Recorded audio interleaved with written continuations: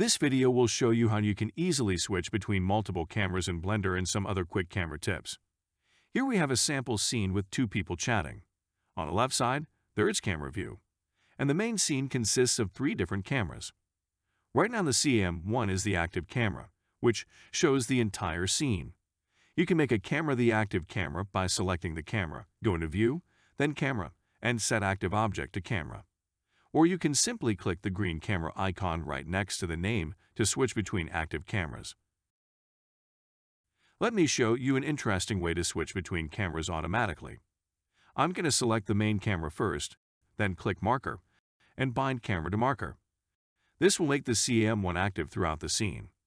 Suppose if you want to change the camera from this point, just select the other camera, and click Marker, bind camera to marker. Or you can simply press Ctrl B by hovering over the timeline.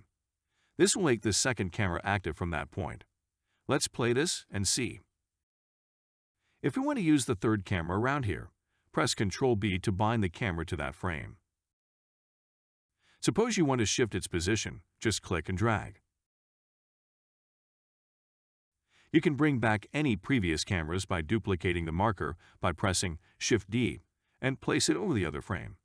This way, we get more control over switching between different cameras in the scene and render the entire shot at once.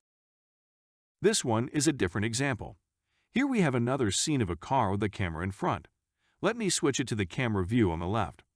Suppose if you want to render out images of multiple angles of this car all at once, you can keyframe the rotation and location values of the camera at every frame at different angles, and rendering out as a PNG. I'm going to show you an easy way to place camera in the scene.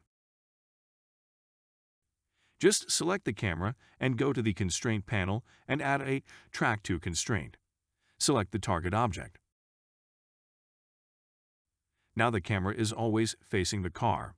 This way, we can quickly generate different angles. And go into the Render tab and make sure you render this as a PNG sequence. This is the final rendered sequence. This method is much more convenient if you want to render multiple images at once. I hope you liked the video. Please stay subscribed to my channel for more Blender-related content.